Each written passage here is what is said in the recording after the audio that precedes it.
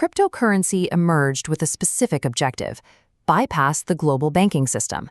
The original intent centered on a trustless network where capital could move outside the control of sovereign governments and Tier 1 financial institutions. Current market data reveals a different reality. Trillions of dollars are moving into this space under direct institutional control, driven by the same legacy entities the technology was designed to circumvent. Bitcoin failed to scale as a viable medium of exchange for global populations. Its architecture cannot process the volume of simultaneous low-value transactions required for daily commerce without causing extreme latency and high fees. Mega institutions are aggressively absorbing blockchain's underlying infrastructure to protect their systemic dominance. They are decoupling the speculative asset from the raw utility of the ledger. Legacy banking leaders have pivoted to active blockchain integration. The executives managing global capital flow are now working with dozens of developers to rebuild their internal settlement rails.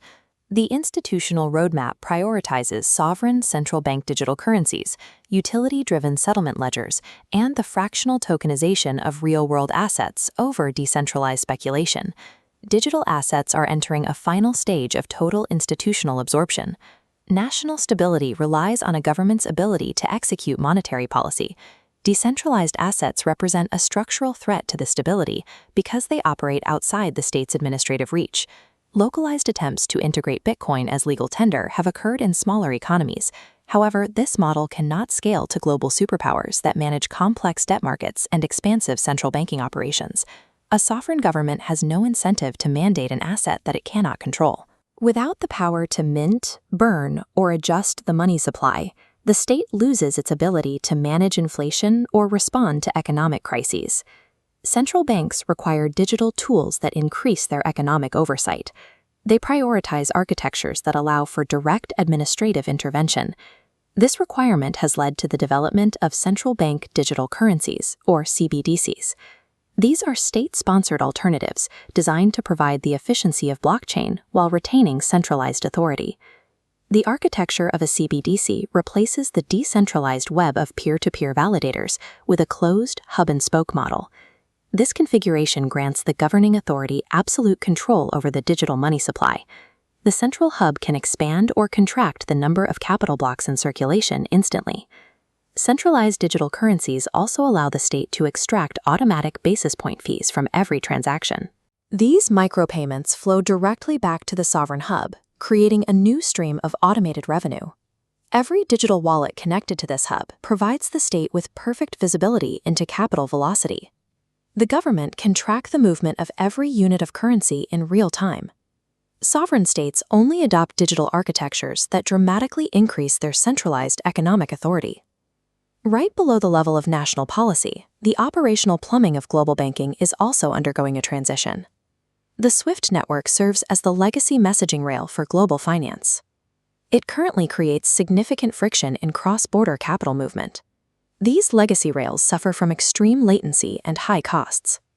Every cross-border payment must pass through multiple intermediary banks, stacking fees and increasing the risk of data errors at each stop. Transactions that take days to clear leave billions of dollars trapped as in-transit capital. This delay creates a massive liquidity cost for major financial institutions. Interoperability via utility tokens provides a solution. These assets act as seamless global ledgers, bridging disparate fiat currencies in a single, near-instant transaction. Modern blockchain architectures offer significantly higher data throughput than legacy systems.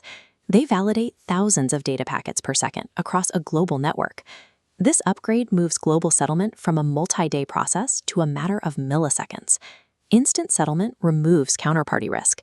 Institutions no longer have to worry about a partner failing to deliver funds during a multi-day waiting period. Tier 1 banks are adopting utility tokens as an essential infrastructure upgrade required for survival in the digital era. Blockchain tokenization is also addressing the inherent illiquidity of massive physical assets, such as commercial real estate and fine art.